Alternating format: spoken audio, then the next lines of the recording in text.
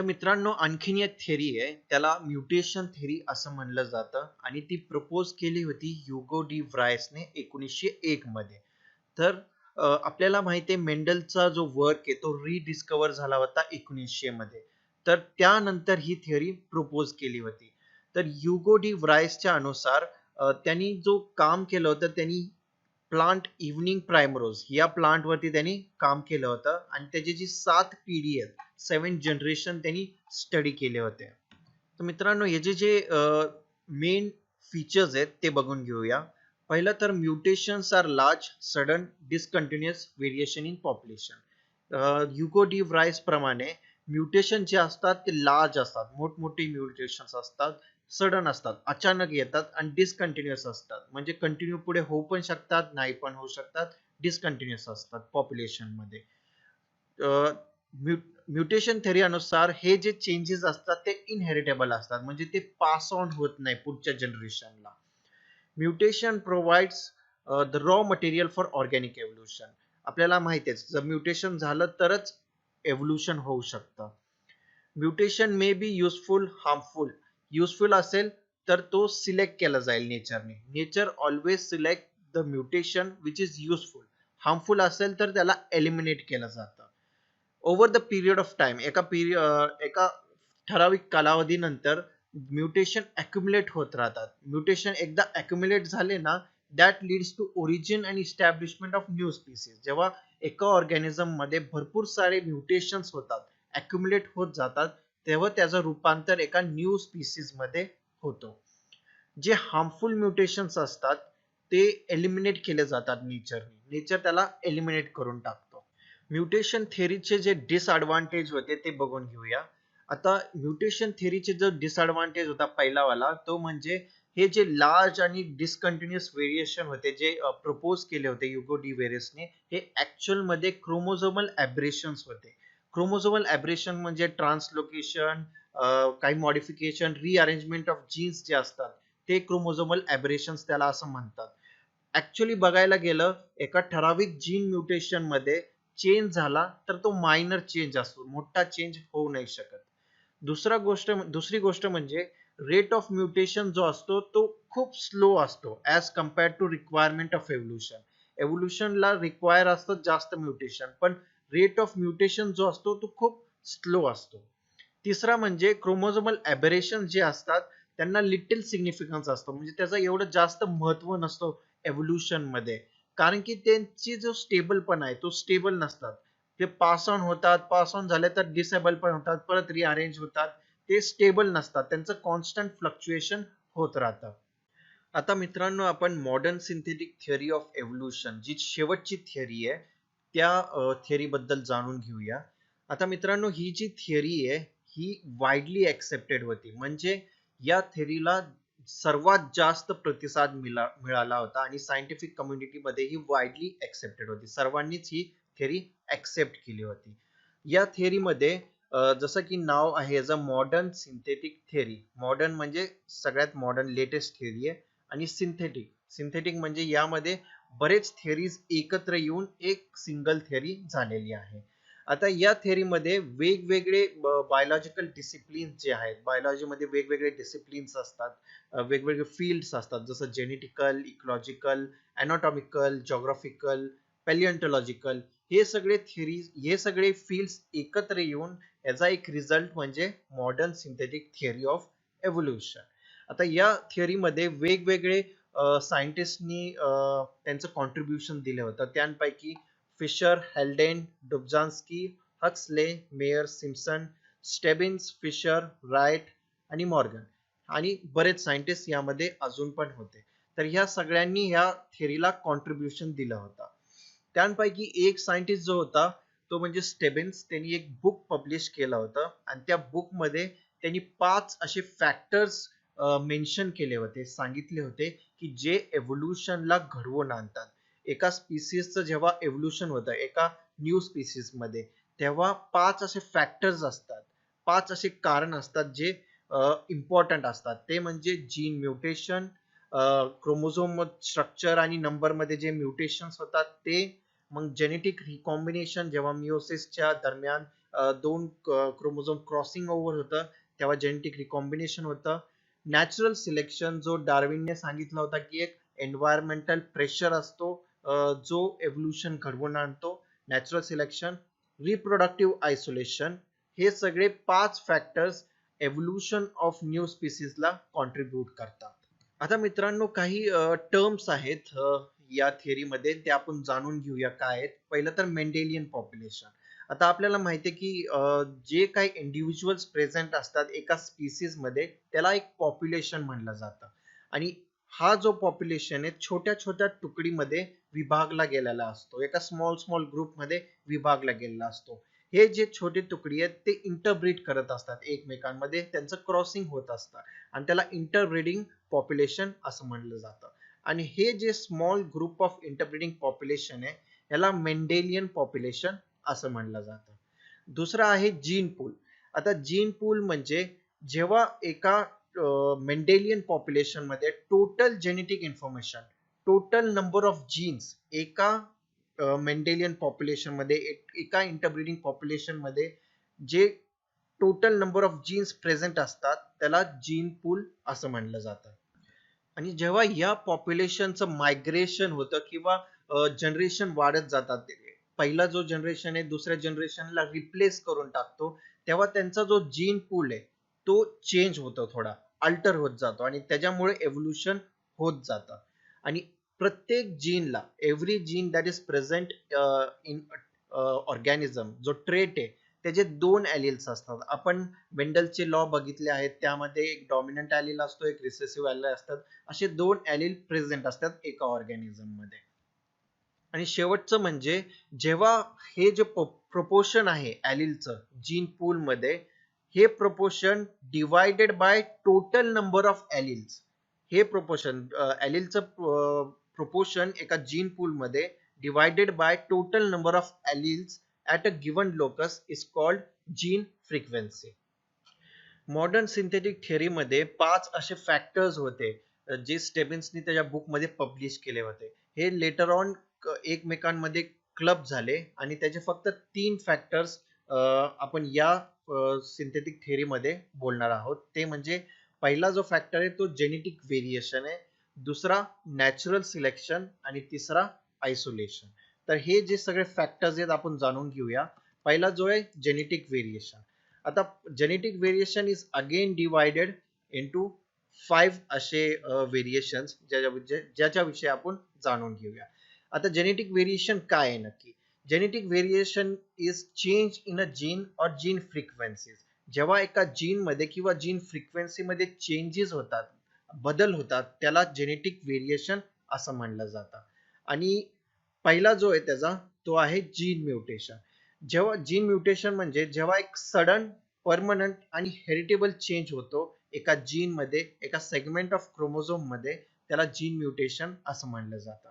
Sudden कारण की अचानक होतो, परमनंट कारण की तो परमनंटली राहतो, स्टेबल असतो, तो पास ऑन होतो. आणि तिसरा हेरिटेबल म्हणजे तो इनहेरिट होतो, पास ऑन होतो पुढच्या जनरेशनला, म्हणून त्याला जीन म्युटेशन असं म्हणलं जातं. आता जीन म्युटेशन जे आहेत ते क्रोमोझोम नंबर मध्ये पण असू शकतात, क्रोमोझोम स्ट्रक्चर मध्ये पण असू शकतात, किंवा एका सिंगल जीन मध्ये पण असू शकतात.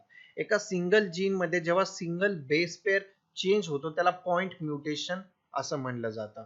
याचं एक उत्तम उदाहरण म्हणजे sickle cell anaemia. Sickle cell anaemia मध्ये तुम्ही बघू शकता, हा एक नॉर्मल हेमोग्लोबिनचा जीन आहे आणि हा एक म्युटेटेड जीन आहे. सिकल सेल एनेमिया मध्ये काय होतं ते पहिला आधी जाणून घेऊया. सिकल सेल एनेमिया मध्ये जे आरबीसीज असतात ते सी शेपचे असतात, म्हणजे सिकल शेपचे असतात. त्यांचा जो स्ट्रक्चर असतो तो ब्लड फ्लोचा असतो. आरबीसी आपल्याला माहिती आहे ब्लड मध्ये असतात, तर ते ब्लड फ्लो जो असतो ते रिस्ट्रिक्ट करतात, ब्लॉक करतात. वाईल जे नॉर्मल असतात ते राऊंड शेप मध्ये असतात आरबीसीज, ते लगेच पास होऊन जातात. तर ते जे सी शेपचे असतात सिकल सेल एनिमिया मध्ये, त्यांच्यामध्ये एक जीन असतो, जसं तुम्ही इकडे बघू शकता. हा एक नॉर्मल हेमोग्लोबिन जीन आहे आणि हा एक म्युटेटेड हेमोग्लोबिन जीन आहे. तर इकडे जो टी जो आहे तो रिप्लेस झालाय ए सोबत. हा टी ए सोबत रिप्लेस झाल्यामुळे याला सिंगल पॉइंट म्युटेशन असं म्हणलं जातं.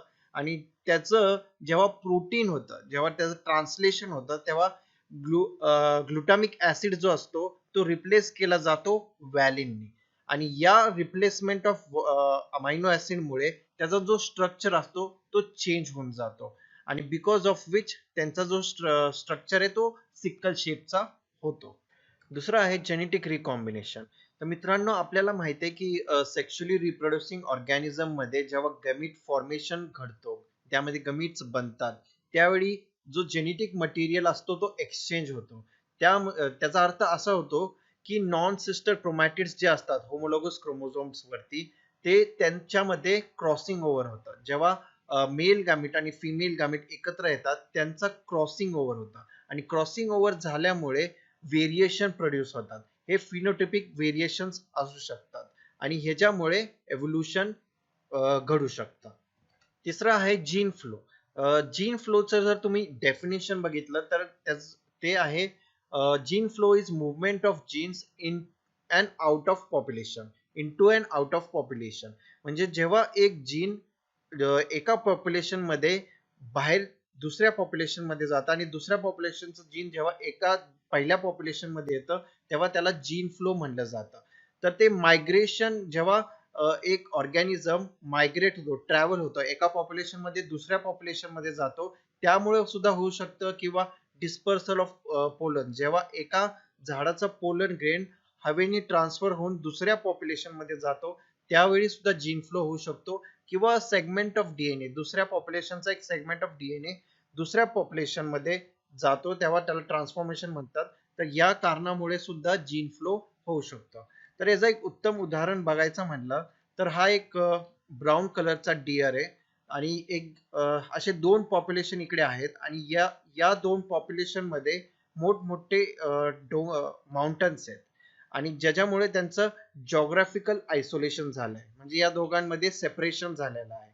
तर हा जो ब्राऊन डिअर आहे काही कारणांमुळे कसा बसा तो या माउंटन्स मधनं ट्रॅव्हल होत दुसऱ्या पॉप्युलेशन कडे जातो, आणि हा जो ब्राऊन कलरचा जीन आहे तो दुसऱ्या पॉप्युलेशन मध्ये इंट्रोड्यूस होतो, आणि याला जीन फ्लो असं म्हणलं जातं.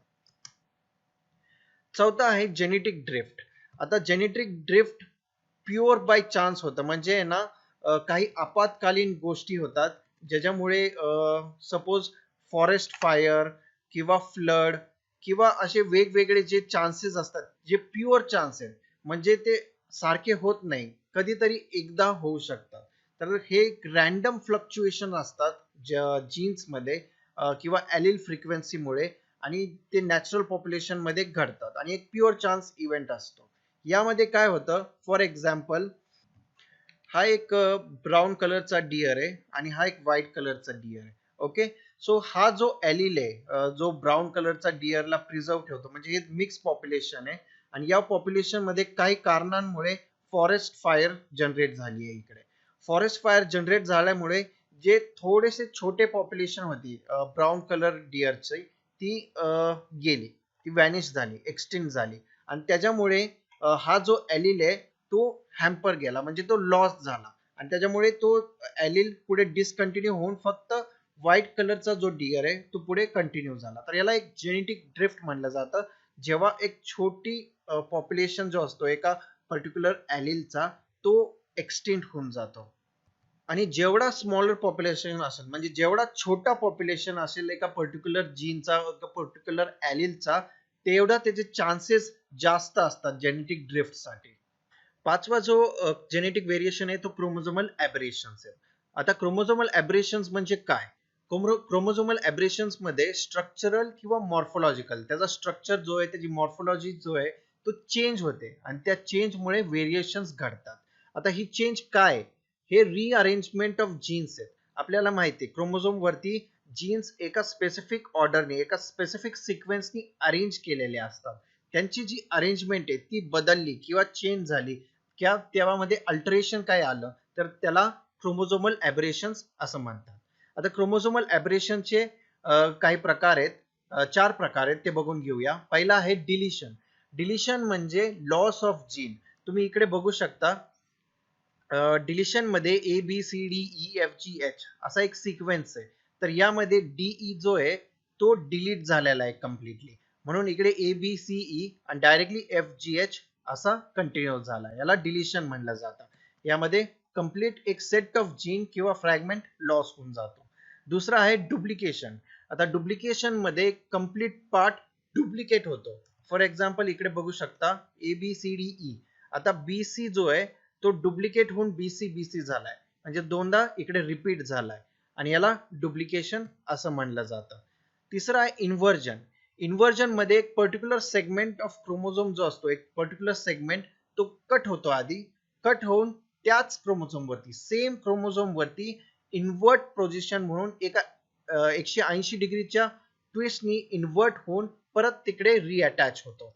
फॉर एक्झाम्पल तुम्ही इकडे बघू शकता BCDE हा इन्व्हर्ट होतो, असा एक U बनतो, इन्व्हर्ट होऊन D च्या जागी B आला इकडे, सो B च्या जागी D आलाय, सो DCBE असा इन्व्हर्टेड पोझिशन मध्ये जॉईन झालाय.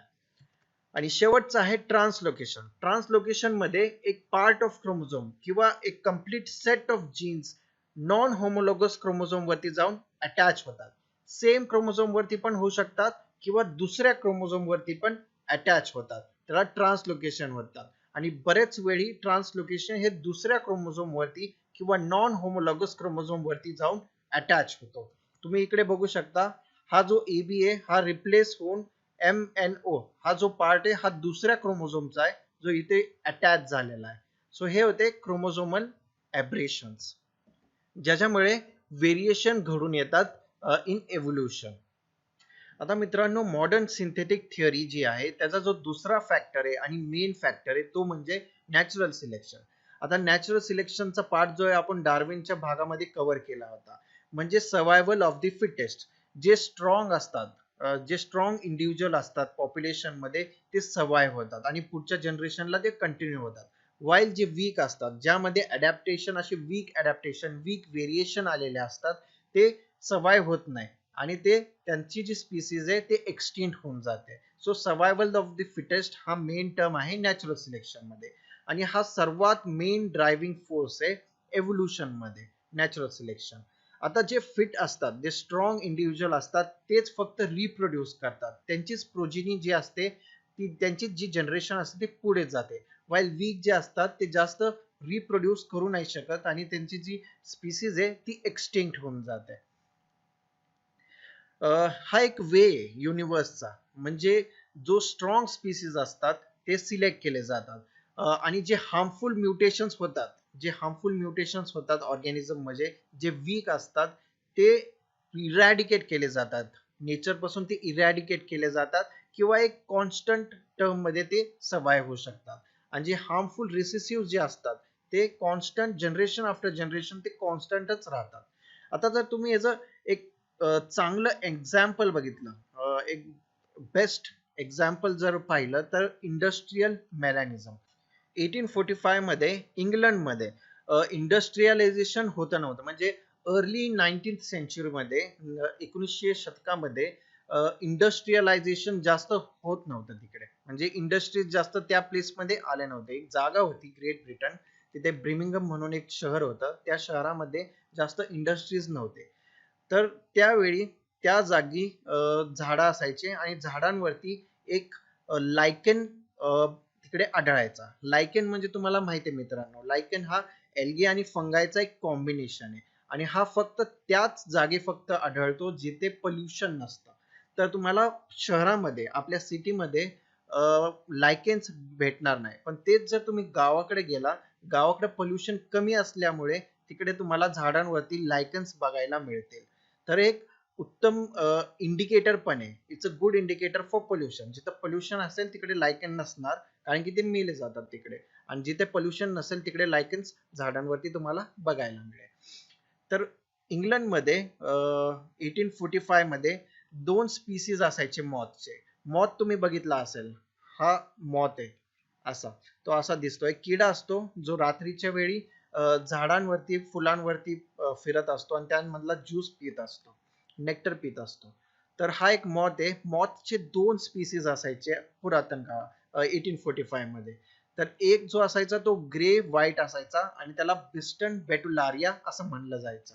सो हा जो व्हाईट आहे तो बिस्टन बेटुलारिया आहे दुसरा जो आहे तो ब्लॅक होता आणि त्याला बिस्टन कार्बोनारिया असं म्हणलं जायचं.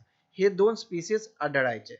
आता दिवसा जे ते एका ट्री ट्रंक वरती लायकन्स वरती झोपायचे to survive from the predatory birds. Okay, so फक्त रात्रीचे ते जागायचे. दिवसा ट्री झाडांवरती ते झोपायचे आणि ते पण लायकन्स वरती झोपायचे. आता लायकनचा कलर जो होता तो ग्रे व्हाईट होता. सो ग्रे व्हाईट असल्यामुळे हा जो स्पीसीज आहे बिस्टन बेटुलारिया हा चांगला कॅमोफ्लाज व्हायचा, म्हणजे आजूबाजूच्या सराउंडिंग मध्ये तो असा मिळून जायचा की तो इझिली ओळखू नाही यायचा की तिथे तो बसलाय म्हणून. पण दुसरा जो स्पीसीज होती ती ब्लॅक रंगाची होती आणि ती इझिली स्पॉट व्हायची. ती इझिली ग्रे व्हाईट सरफेस वरती दिसून यायचे.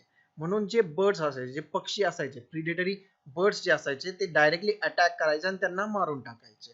सो ह्यांची जी ताबात आहे, त्यांची जो पॉप्युलेशन आहे तो सिव्हिअरली हॅम्पर्ड झाला होता ब्लॅक रंगाचा. वाईल व्हाईटचा जो होता तो पॉप्युलेशन खूप जास्त होता. आता काय झालं, काही वर्षानंतर तिथे इंडस्ट्रीज आल्या आणि इंडस्ट्री जे मोस्टली कोलवरती चालायच्या, कोळशांवरती चालायच्या. त्याच्यामुळे पोल्युशन झालं, तिकडे पोल्युशन निर्माण झालं आणि ह्याच्यामुळे ते जे लायकन्स होते ते मेले गेले. झाडावरती जे लायकन्स होते दे वर किल्ड ऑफ. ते सगळे निघल्यामुळे त्यावरती ब्लॅक असा सरफेस आला आणि त्याच्यामुळं आता स्टोरी उलटी झाली. आता पहिले हे जे मॅच व्हायचे व्हाईट वरती, आता ते इझिली स्पॉट व्हायचे ब्लॅक रंगावरती.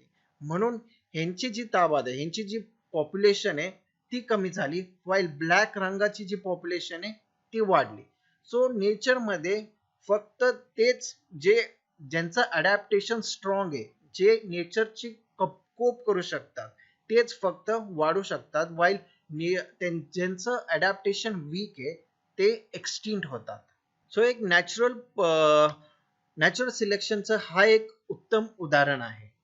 आता मित्रांनो, तिसरा जो फॅक्टर आहे एव्होल्युशन मध्ये according to modern synthetic theory of evolution तो आहे आयसोलेशन. आयसोलेशन म्हणजे काय? आयसोलेशन म्हणजे सेपरेशन ऑफ अ पॉप्युलेशन.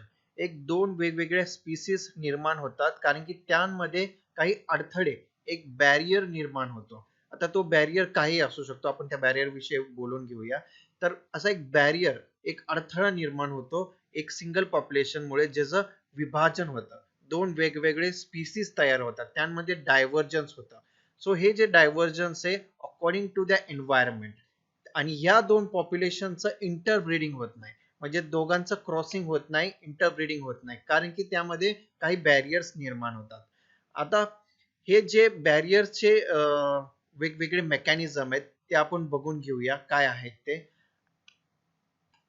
आता दोन ऍक्च्युली मेकॅनिझम आहेत. पहिला जो आहे तो जॉग्राफिकल आयसोलेशन आहे आणि दुसरा आहे रिप्रोडक्टिव्ह आयसोलेशन.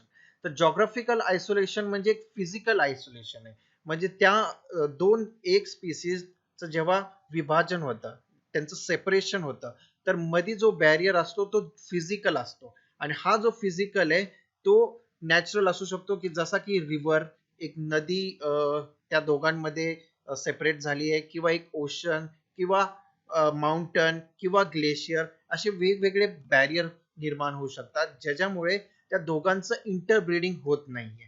फॉर एक्झाम्पल तुम्ही इकडे बघू शकता, इकडे एक ब्राऊन डिअर आहे आणि इकडे एक व्हाईट डिअर आहे आणि त्या दोघांमध्ये हे असे माउंटन्स आहेत. सो या मोठमोठ्या माउंटन्स मुळे त्यांना एक दुसऱ्या ठिकाणी जाता येत नाही आणि एक बॅरियर निर्माण झालाय. ह्याला जॉग्राफिकल बॅरियर असं म्हणलं जातं किंवा फिजिकल आयसोलेशन असं म्हणलं जातं. दुसरं एक्झाम्पल आहे डार्विन्स फिंचेसचं. आता डार्विन्स फिंचेसचं आपण हे विस्तरितपणे ब्रीफ डिटेल मध्ये आपण पुढच्या भागामध्ये अडॅप्टिव्ह रेडिएशन मध्ये बघणार आहोत. तरी मी तुम्हाला एक ब्रीफ इंट्रोडक्शन याचं देतो. डार्विन्स फिंचेस एका गॅलापागो आयलँड वरती इनिशियली त्यांचा जो एन्चेस्टर होता, एक पक्षी होता, फिंच होता, आणि तो सीड इटिंग होता, म्हणजे तो दाणे खायचा. पण त्यांचं सेपरेशन सेम आयलँड वरती वेगवेगळ्या ठिकाणी जेव्हा ते गेले, त्यांचं according to the habitat, according to the environment जसं होतं त्याप्रमाणे त्यांच्यामध्ये काही बदल घडले, काही अडॅप्टेशन घडलं. फॉर एक्झाम्पल हा सीड इटिंग आहे, तर हा वाला दुसऱ्या कोण्यावरती गेला सेम आयलँड वरती जिथं कॅक्टस होते, तर कॅक्टसमुळे त्याची जी पीक आहे ती वेगळी अडॅप्ट झाली. एक्झाम्पल म्हणून हा कॅक्टस इटिंग नाहीये, पण एक्झाम्पल म्हणून हा कॅक्टस इटिंग आहे. तिथं कॅक्टसला तो खायला लागला. हा जो आहे दुसऱ्या सेम आयलंड वरती दुसऱ्या ठिकाणी गेला जिथं इन्सेक्ट जास्त होते आणि तो इन्सेक्ट मुळे त्याचं वेगळं अडॅप्टेशन झालं. त्याचं बीकचं जो आहे तो वेगळा अडॅप्टेशन झाला आणि हा वेगळा अडॅप्टेशन.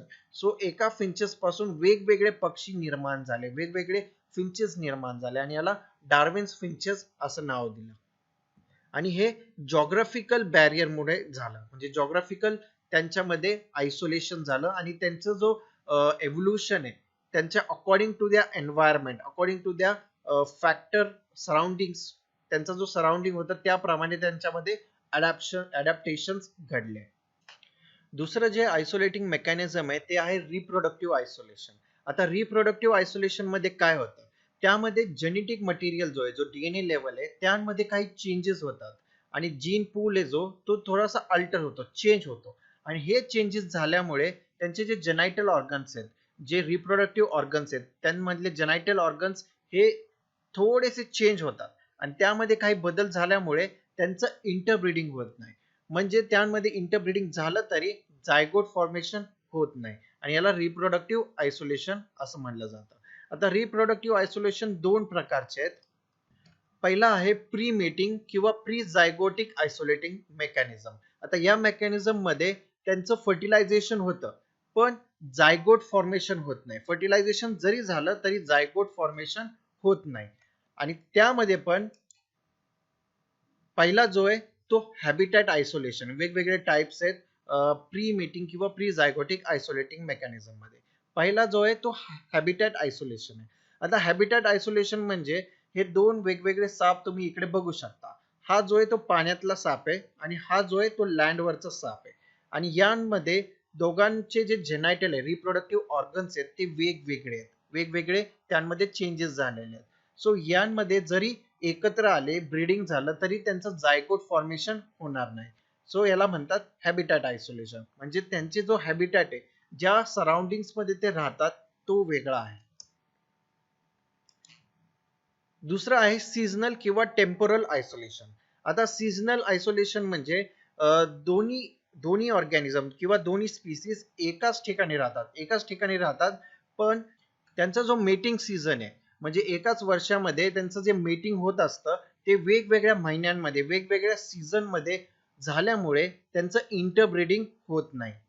आता फॉर एक्झाम्पल तुम्ही इकडे बघू शकता, हे जे दोन फ्रॉगचे स्पीसीज आहे हे कॅलिफोर्नियामध्ये असतात आणि हे एकाच ठिकाणी असल्यामुळे असले तरी त्यांमध्ये काही बदल झालेले आहेत जे वेगवेगळे स्पीसीज तयार झाली आहे. तर तुम्ही बघू शकता हा जो नॉर्दर्न रेड लेग्ड फ्रॉग आहे आणि हा जो आहे तो foot hill yellow legged frog आहे. सो हे जे दोन फ्रॉग आहेत ह्यांचा जो मीटिंग सीझन आहे तो वर्षाच्या वेगवेगळ्या महिन्यांमध्ये येतो आणि ते असल्यामुळे त्यांमध्ये ब्रीडिंग होत नाही. दुसरा आहे इथॉलॉजिकल आयसोलेशन किंवा बिहेवियरल आयसोलेशन असं म्हणलं जातं. आता यांमध्ये तुम्ही हे जे दोन ग्रास हॉपर्स बघू शकता. आता हे जे दोन ग्रास हॉपर्स आहेत एकच स्पीसीजचे आहेत, त्यांमध्ये थोडेसे बदल झालेले आहेत. एक पॉप्युलेशन 1 आहे आणि हा पॉप्युलेशन 2 आहे. तर ग्रास हॉपर जेव्हा मेटिंग करतात तेव्हा त्यांचे एक क्रिया केली जाते. या क्रियामध्ये सॉंग्स असतात, म्हणजे ते गाणं म्हणलं जातं. त्यांचे जे फ्लॅप्स आहेत त्यांचे फ्लॅप्स आणि पाय असे एकमेकांना घासून एक सॉन्ग म्हणला जातो, एक गाणं म्हणलं जातं आणि ते गाणं जे आहे ते वेगवेगळं मेटिंग सॉन्ग त्याला म्हणतात आणि तो मेटिंग सॉन्ग दोन्ही स्पीसीज मध्ये वेगवेगळा असल्यामुळे त्यांचं मेटिंग होत नाही. त्याला बिहेवियरल किंवा इथॉलॉजिकल आयसोलेशन असं म्हणतात. चौथा आहे मेकॅनिकल आयसोलेशन. आता मेकॅनिकल आयसोलेशन मध्ये काही पार्ट्स असतात जे मेकॅनिकली डिफरंट असतात. फॉर एक्झाम्पल हे दोन स्नेल्स आहेत. आता हा जो स्नेल आहे हे जर राईट कॉइल आहे, म्हणजे जी कॉइल आहे त्याच्या जो शेलची साईज आहे कॉइल आहे ती राईट हँडेड आहे आणि हा जो स्नेल आहे तो लेफ्ट हँडेड कॉइल आहे त्याची. सो हे दोन वेगवेगळे मेकॅनिकली डिफरंट असल्यामुळे त्यांमध्ये इंटरब्रीडिंग होऊ नाही शकत. दुसरा आहे पोस्ट मेटिंग किंवा पोस्ट जायगोटिक बॅरियर. आता यामध्ये पण तीन टाइप आहेत. पहिला आहे गमिट मॉर्टेलिटी. आता गमिट मॉर्टेलिटी म्हणजे जे गमिट्स प्रोड्यूस होतात ते लिमिटेड लाईफ साठीच असतात. गमिट्स जे असतात मेल आणि फिमेल गमिट्स ह्यांचा जो लाईफ स्पॅन आहे तो लिमिटेड असतो. जर त्यांचं फर्टिलायझेशन नाही झालं त्या ठराविक कालावधीमध्ये, जर त्या दोन गॅमेटचं फर्टिलायझेशन नाही झालं तर ते गमिट मरून जातात आणि याला गमिट मॉर्टॅलिटी असं म्हणलं जातं. दुसरं आहे zygote mortality. Even though fertilization जरी झालं पण जायगोट जो फॉर्म होतो आफ्टर फर्टिलायझेशन तो मरून जातो म्हणजे dies due to one or some other reason. तिसरा जो आहे तो हायब्रिड स्टेरिलिटी. आता हायब्रिड स्टेरिलिटी मध्ये जायगोट पण फॉर्म होतो, फर्टिलायझेशन पण होतं, जायगोट फॉर्म होतो, पण जे प्रोजेनी डेव्हलप होती ती स्टेराईल असते, म्हणजे ते जेनेटिकली परत रिप्रोड्यूस करू नाही शकत. For example mule. आता ज्याला म्यूल आपण एक खेचर, ज्याला घोड्याचं आणि गाढवाचं जेव्हा इंटरब्रीडिंग होतं तेव्हा खेचर प्रोड्यूस होतो आणि खेचरला म्यूल असं म्हणलं जातं. आणि हा म्यूल जो आहे तो इंटरजेनिक हायब्रिड आहे आणि तो स्टेराईल असतो, म्हणजे त्याचं रिप्रोडक्शन होऊ नाही शकत.